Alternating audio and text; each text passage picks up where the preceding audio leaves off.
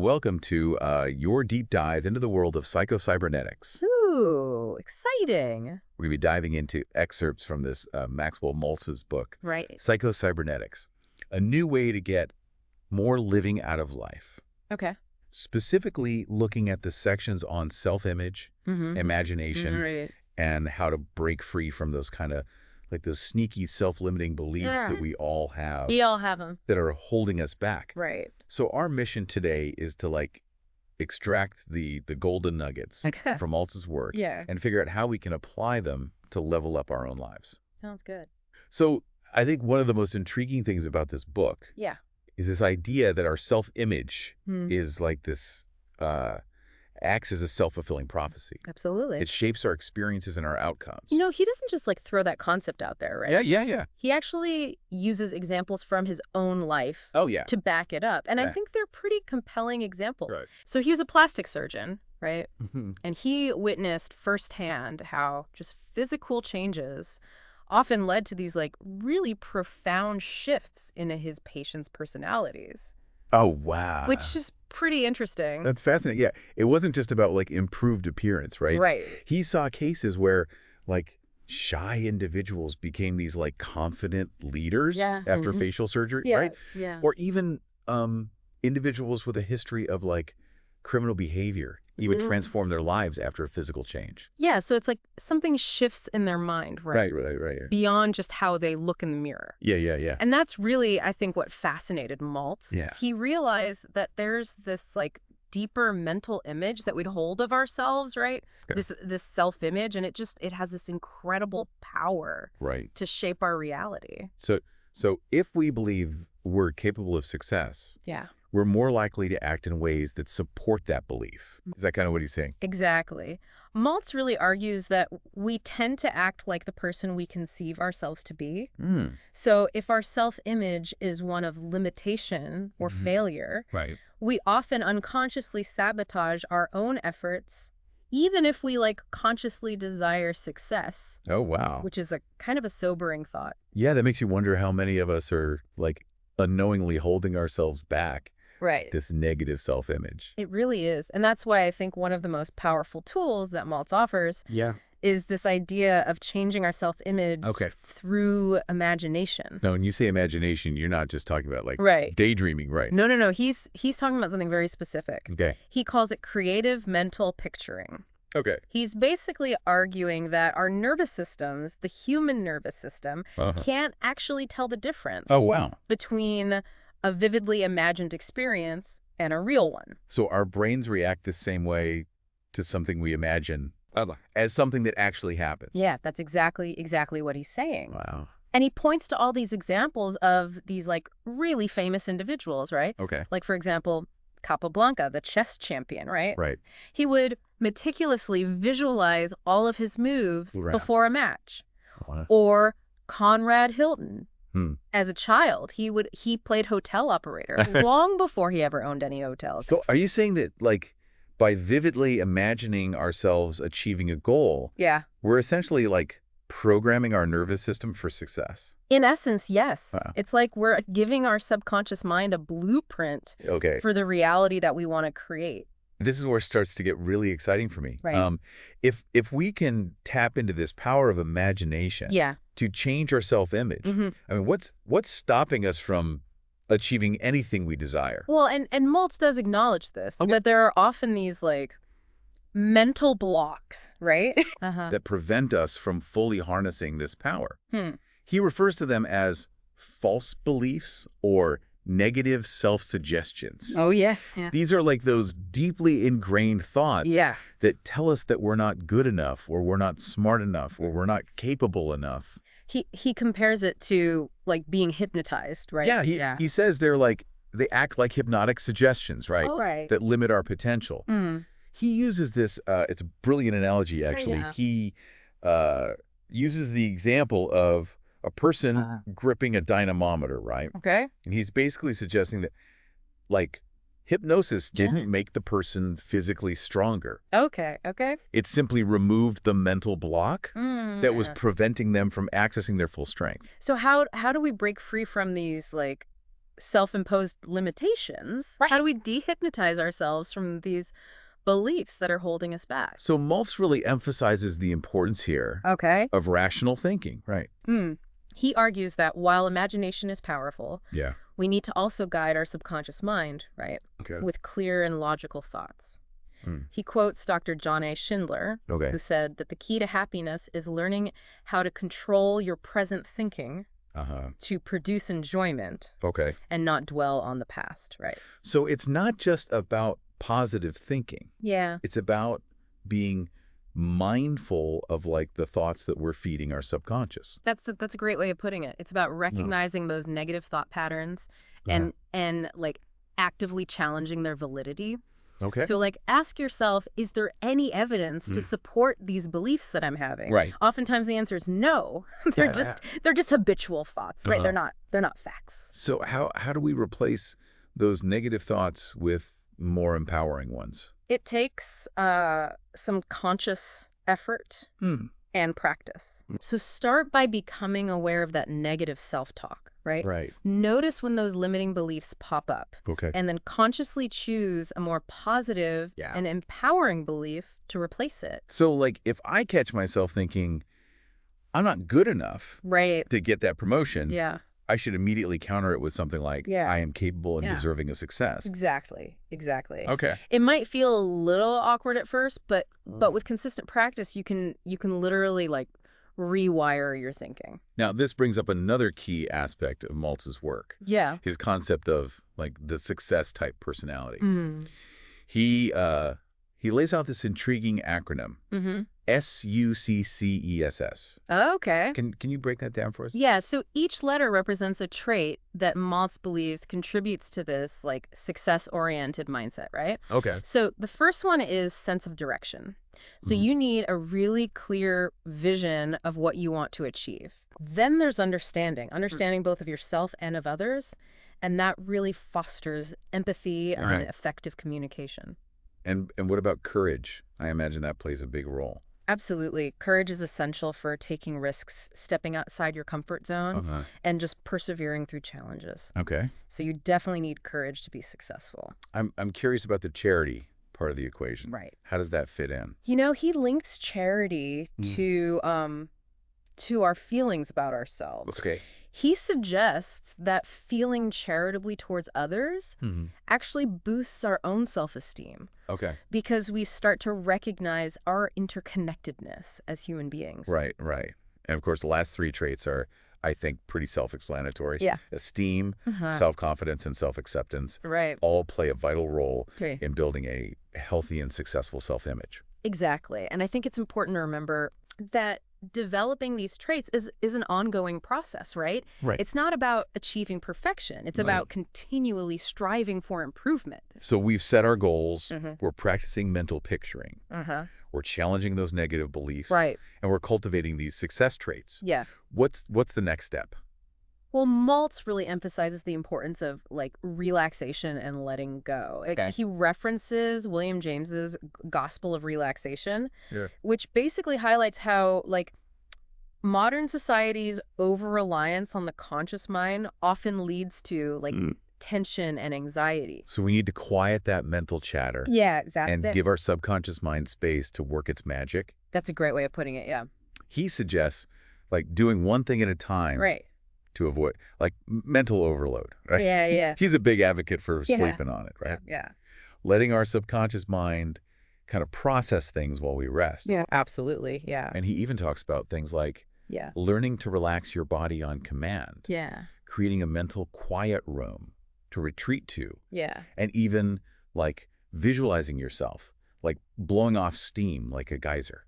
So all of these techniques are really about like creating the mental and emotional space for your subconscious mind to kind of like do its work, right?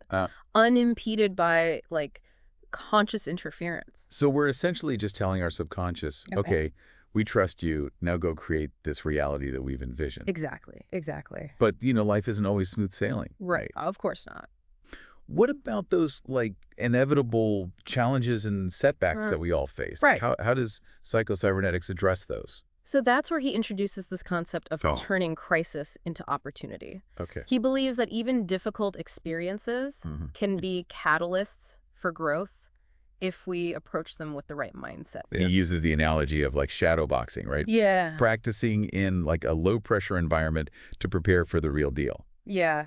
He gives these really interesting examples, like gentleman Jim Corbett, right? Yeah. He was practicing his left jab thousands of times before like his championship fight, or Billy Graham preaching to cypress stumps before facing like live audiences. Okay, that's interesting. Yeah. How can we like use shadow boxing in our own lives? So think about a situation that typically causes you like stress or anxiety, right? Okay. It could be a presentation at work, or a difficult conversation, or even like a social gathering. Okay. Create like a safe space where you can practice your response without pressure or judgment. Right. So if it's a presentation, you could rehearse in front of a mirror, right? Or with a trusted friend. So we're essentially creating like a mental map for success. Exactly. In those challenging situations. That's a great way of putting it. And he highlights the importance of like easy practice. Yeah. Rehearsing without pressure. Right. So you can build these successful patterns without the stress. Yeah. It's like learning to ride a bike, right? You start with the training wheels and eventually you take them off when you feel comfortable. This all seems to be leading to this idea of cultivating that winning feeling. What exactly does he mean by that? He's describing it as this powerful mental state that can be cultivated through practice and imagination. Okay. He gives these examples of like famous athletes like Johnny Menger and Don Larson who attributed their success to feeling like confident and successful beforehand. It's not just about believing you can win. It's about like feeling it. Exactly. It's not just a cognitive thing. It's like an emotional state. And he emphasizes that this feeling isn't limited to athletes. Yeah. Yeah, he tells this great story of Les Giblin, who transformed himself from like a successful salesman into a really sought-after lecturer on human relations. How did he do it? So Giblin, he would vividly visualize his success, right, as a lecturer. Okay. And he'd like really tap into the emotions he would feel if he was already achieving those goals. And he would combine that with memories of like his past successes to create this like unshakable winning feeling. It was so real for him that like he just knew he could achieve it, even though at the time he was relatively unknown in the field. It's almost like he programmed his subconscious mind for success. Yeah, you could say that. And Giblin's story, I think, really illustrates like Maltz's central message, which is that by changing your self-image, you can change your entire life. It's a pretty powerful concept. Yeah. But, you know, there's still more to uncover. Right. Like, what about unlocking that that real personality? Yeah, what does he mean by that? That's a great question. Yeah. And that's exactly what we'll explore next time. Right. Looking forward to it. Picking up where we left off with this real personality, Maltz believes it's like inherently attractive and magnetic. Okay. It's that like authentic part of us that connects genuinely with others and lets our true selves shine through. He also points out that like it's often hidden, right? Yeah. Behind emotional scars and a negative self-image. Absolutely. Like those past hurts can really block our authentic selves from emerging. Yeah, it's like we build up these defenses to protect ourselves, but those defenses can end up kind of trapping us. He uses this great analogy of an oyster, right? Right. It's safe and protected within its shell, but it can't really experience all the joys and wonders that life has to offer. So how do we break free from these like emotional barriers and let that real magnetic personality shine through? Sounds kind of easier said than done. Well, Maltz talks about giving ourselves an emotional facelift, which basically involves letting go of those past hurts and embracing our true, authentic selves. It's a process of recognizing that those scars don't define us. and they don't have to hold us back any longer. He really emphasizes the importance of forgiveness, right? Not just forgiving others, but also forgiving ourselves for past mistakes. And he makes it very clear that, like, true forgiveness isn't about condoning wrongdoing. Oh. It's about releasing the negative emotions that keep us tied to the past. It's about making a conscious choice to let go of those burdens and, you know, move forward. He actually says that forgiveness should be forgotten, just like the wrong that was forgiven. Wow, okay. Otherwise, it's like constantly reopening a wound. Yeah. We need to break that cycle of dwelling on past hurts and give ourselves permission to heal. He stresses separating our actions from our identity. Yeah. Like, we all make mistakes, but those mistakes don't define who we are as people. Exactly. We're capable of learning and growing from those experiences, right? To me, this whole idea of embracing our real personality kind of ties back to his concept of the self-image. If we see ourselves as like flawed and unworthy, we're going to project that outward. But if we can cultivate like self-acceptance and forgiveness, then we can start to like radiate that genuine magnetic personality that he talks about. I think you've hit the nail on the head. It's all interconnected. And when we can let go of those emotional scars and step into our true selves, that's when we start to experience that. You know, joy and creativity and connection that Maltz talks about. Makes sense. But for those of us who are like naturally more like inhibited or self-conscious, right?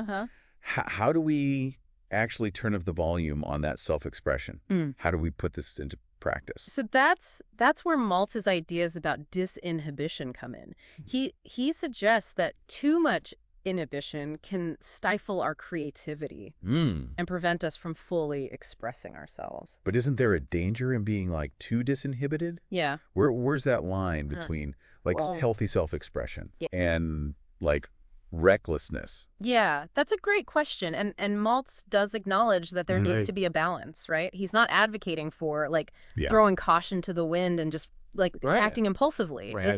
It's more about finding a healthy balance between self-control and spontaneity. So he encourages practicing disinhibition in like safe and healthy ways. He even suggests like speaking before thinking sometimes. Wait, really? Yeah.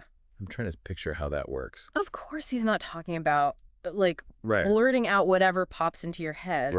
It's more about loosening the grip of that inner critic. Allowing our thoughts and feelings to flow more freely without overthinking every word. So it's about being more present in the moment and trusting our intuition. Exactly. He also talks about like acting without excessive planning, being more open to like new experiences and taking action even when we don't have all the answers and trusting that we can kind of figure things out along the way. You got it. That reminds me of the shadow boxing concept we discussed earlier, like practicing those skills in a safe environment so we can be more like spontaneous and responsive in like real life situations. And another key part of this disinhibition is silencing that inner critic. We often like get in our own way with that constant stream of self-criticism. Maltz is really encouraging us to be more accepting of ourselves, like flaws and all. And then of course there's the importance of stepping outside our comfort zones. That's where real growth happens. Absolutely. It's about challenging the like self-imposed limitations and discovering what we're truly capable of when we dare to like push those boundaries. We've covered a lot of ground in this deep dive. Yeah, we have. Like we've explored the power of the self-image, the importance of imagination, the need for relaxation, the significance of like forgiveness and self-acceptance, and now like the benefits of disinhibition. It's like fascinating how all these concepts like kind of tie together. Yeah, and through it all, Maltz keeps circling back to this idea that our subconscious mind is constantly working to achieve the goals that we set for it. It's like we're the programmers and our thoughts, beliefs, and actions are like the code that shapes our reality. Yeah, it's a great analogy. But life is full of like challenges, and we can't always avoid like those negative experiences that threaten to like derail our progress. Right. So, like, how do we maintain emotional stability amidst all the ups and downs? That's where Maltz introduces this fascinating idea of what he calls internal tranquilizers. Internal tranquilizers? Yeah. Tell me more. That sounds intriguing. Internal tranquilizers, huh? Are we talking about, like, some kind of mental chill pill? Not the pharmaceutical kind, no. It's more like, these are, like, mental and emotional tools we can all develop to cultivate a sense of, like, peace and stability within ourselves, no matter what's going on around us. That's how do we tap into these internal tranquilizers? One technique that Maltz highlights is the power of, like, not responding, or at least delaying our response to the things that typically trigger stress or anxiety. So, like, taking a beat before reacting. Yeah, exactly. Kind of like that old saying, count to 10 before you speak. Yeah, it's the same idea. Right. It's about, like, creating a space between the stimulus and our reaction, so that we can choose a more constructive response instead of just reacting habitually. He uses that analogy of a ringing telephone, right? Yes. We don't have to answer it. Yeah. We can let it ring. Exactly. It's recognizing we have a choice in how we respond to external events. We're not just puppets on a string. Right. We have that power to choose our response. So, like, if something happens that normally pushes our buttons, we can pause, take a breath, and ask ourselves, do I really need to react to this right now? Is this worth getting upset over? Exactly. And that pause, that moment of non-response, that's where we can access our internal tranquilizer. It gives us the space to choose a different path. Okay, that makes sense. Yeah. He also talks about stopping those unreal problems before they even take root. Yes, he calls these straw men. These worries and anxieties that we create in our minds about things that haven't even happened yet. Right, and may never happen. It's like we're borrowing trouble from the future. Exactly. And the thing is, those, like, imagined problems can cause just as much stress and anxiety as real ones. So how do we stop those, like, imaginary scenarios from hijacking our peace of mind? Maltz suggests reminding ourselves that we're only obligated to deal with, like, the problems of the present moment. We can't solve tomorrow's problems today. So why waste energy worrying about them? It's about staying grounded in the here and now. Exactly. Okay. And when we can do that, we conserve our energy and we create more mental and emotional space to effectively deal with the actual challenges when they arise. Seems like a much more effective approach definitely. than constantly fighting, like, imaginary battles. Yeah, exactly. I'm also curious about this concept of a, like, psychic umbrella that Maltz mentions. So he describes this as, like, an inner attitude of calmness and composure. Almost like an invisible shield that helps us navigate the inevitable storms of life. So it's not about avoiding those storms altogether. Right. It's about weathering them with, like, grace and resilience. He uses a great analogy of a thermostat. Like, we can't control the weather outside, but we can adjust our thermostat to create a comfortable temperature inside our homes. Yeah. That's a great analogy. It's about cultivating that, like, inner peace and stability even when the world around us feels chaotic. Reminds me of that serenity prayer. Grant me the serenity to accept the things I cannot change. Yeah.